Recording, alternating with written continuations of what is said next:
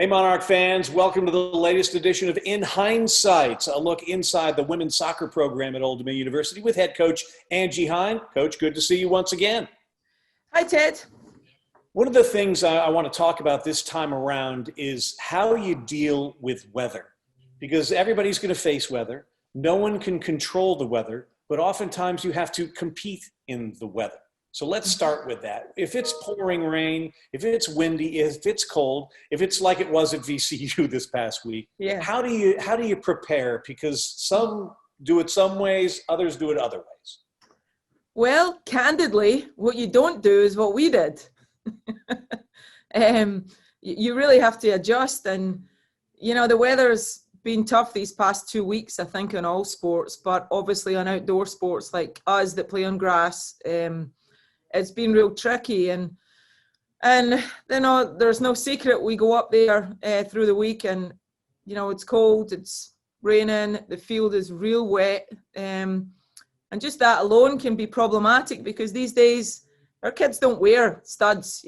They wear these short studded boots, and so you see there was a few wipeouts on the field, like from time to time. But yeah, I just felt that when you deal with weather, you have to take all these things into consideration. And sometimes, in all honesty, we forget that. And I know our kids, we spoke to them before the game and said, to start with, it may not be pretty.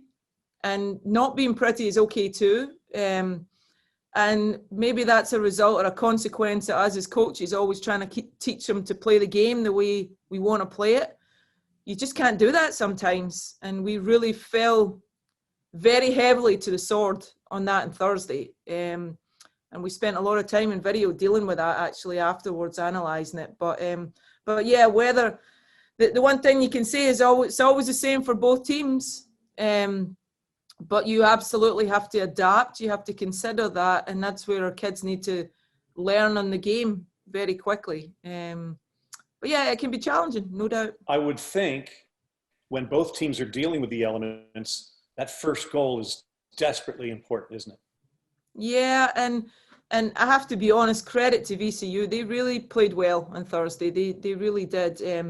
They came all over us right away, and we just made some silly mistakes. Like when the weather's bad like that in our game, we talk a lot about territory, and I think you have to get that first. And we just couldn't get out of that rut for 15, 20 minutes, and the kids hit a world beater. She won't score many of them, and that's because they were in a position and a mindset to do that. And we were still trying to settle in the game and play our way, and just couldn't do that at that moment. So we quickly had to change things, and that's hard, to change that mentality. And they did. They put in the second half. We put them under a lot of pressure, but then they hit us on the break with a couple of quality goals. So. Yeah, we just did not adapt well at all on Thursday. I have to be honest.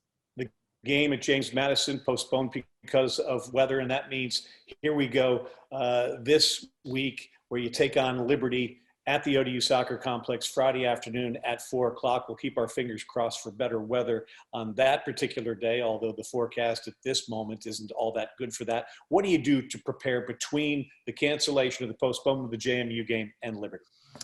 Yeah, well, the hardest thing when you lose a game in that manner is that you want to evaluate it, and then you want to get back out there real quick. And so our kids were pretty hungry, and we're all set for the game on Sunday, and then obviously we get the news that it would be postponed. So for us and the culture that we have, it's not a case of saying over the weekend, it's too wet, it's miserable, let's just let them chill. That's not how we roll here, both as a staff and as players.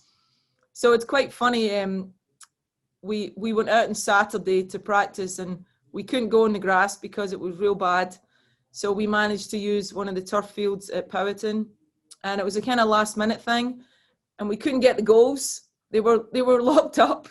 So we literally had a turf, sideways rain, and we had 24 players. So we're like, right, okay, tore up the lesson plan and said, we're going to make goals out the fence. And I was trying to tell the kids that's what they did when I was young. We just didn't have goalposts.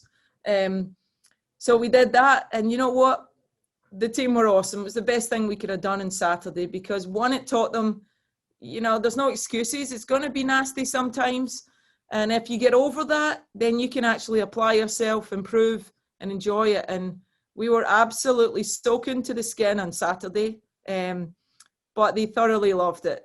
So that was the best thing we could have done on Saturday. Continue to get better, get their mentality right. Then we rested Sunday, and they're in yesterday all ready to go. So, yeah, when you lose a game in that manner, what you want is the next game, and the next game quickly. And that hasn't happened, but we don't let that break our momentum. We keep at it, and that's exactly what we did and what we've been doing this week. Are there things you can do when it's really cold out? I mean, the turtleneck, or do you wear the gloves, or do you not wear the gloves? Can you wear a cap, but does that mess with heading the ball? Or how do you deal when it's cold out? Yeah, well, you don't feel it when you're moving. That's a fact. You just don't. So keep moving. And the guys on the field, they come off. I mean, our kids are coming off, and they've got no Under Armour on. They're just like uniform, you know, and we're like, you okay? Yeah, I don't feel it. I'm fine. But it's the players who are ready to go on and warming up is the challenge, Ted, because it's hard when you want to watch the game, you want to see what's happening, you want to support your teammates, but you also need to mentally and physically be ready to go on the field. And ironically, we actually spoke quite a while about that as well. But yeah, it's tough, but you got to get used to it. You know, as you know, I spent a long time across the water and then a long time in New Hampshire.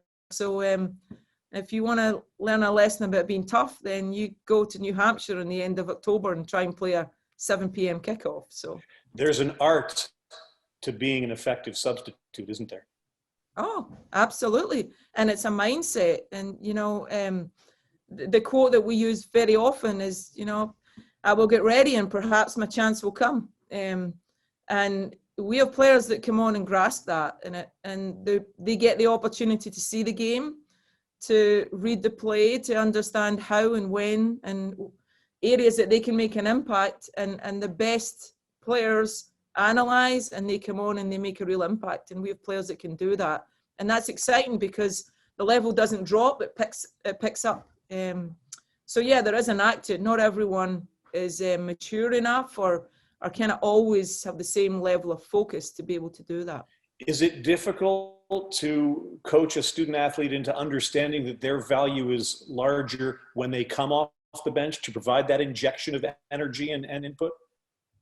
Yeah, and that's a cultural thing. You know, I think, and quite often our internationals struggle a little bit with that, because back home, you don't have rolling substitutes like you do here. You have your starting 11, and then it's like, oh, I'm not picked, you know. But here it's very different. And we often say the team that ends the game is more often more important than the one that starts it. And it's understanding that, one, we're a squad now that are deep. So we make decisions sometimes on a starting lineup that is based on, well, how's our opponents going to look after 30 minutes? Maybe that's when we pick it up a little bit, you know. So we have the players now and the depth to be able to not only maintain what we want to do over the course of the game, but in areas improve it as we go. So there's a lot of understanding goes into that, and the players need to, one, understand it, and two, buy into it. And they only do that when they see the reality of how it happens and how it works effectively. Always love talking soccer with Angie Hind, head women's soccer coach at Old Dominion. A question for you. You mentioned the rolling substitutions via the limited number of substitutions. A, which are you more of a fan of? And B, why do they have limited substitutions at the professional level and those type of things? Why can't everybody be available and just mix and match? Yeah, I think it's, let me think. I think it's more, in this country, it's more about participation, you know. Now, I don't mean that to be disrespectful, because it's not. It's at the highest level. We're competing. But the philosophy here is that more players get the chance to participate and contribute. And I think there's huge volumes, a huge asset to that in developing players. You know, overseas, it's just a different mentality, and it always has been that you play with 11 players. You know, growing up, if we had 15 players, it was often too many because 4 weren't playing. If you had 11, you were happy. You put the ball under your arm and away you go. But it's also different from a physicality perspective. In Europe, they're mostly playing 1 game a week. Here, we're playing 2. You cannot sustain 90 minutes, you know, on a Thursday and then 90 minutes again on a Sunday at the level that we play here. You know, we had the GPS on one of our players. She covered 14 kilometers in the NC State game. And that's the second we get tired game. just watching. That's the second game in 3 days. You cannot sustain that. And we have to make sure that we manage that. So yeah, it's a whole different kind of scenario a little bit. And there's values in both. It just depends the culture and the environment you grew up in. Monarch Women's Soccer hosting Liberty 4:00 at the ODU Soccer Complex on Friday. And then don't forget, conference action begins a week after that, February the 26th, when they take on the Charlotte 49ers down in North Carolina. Coach Angie Hahn, appreciate the time and good luck this weekend. Thank you. In Hindsight, a look at the ODU women's soccer program from Monarch Media.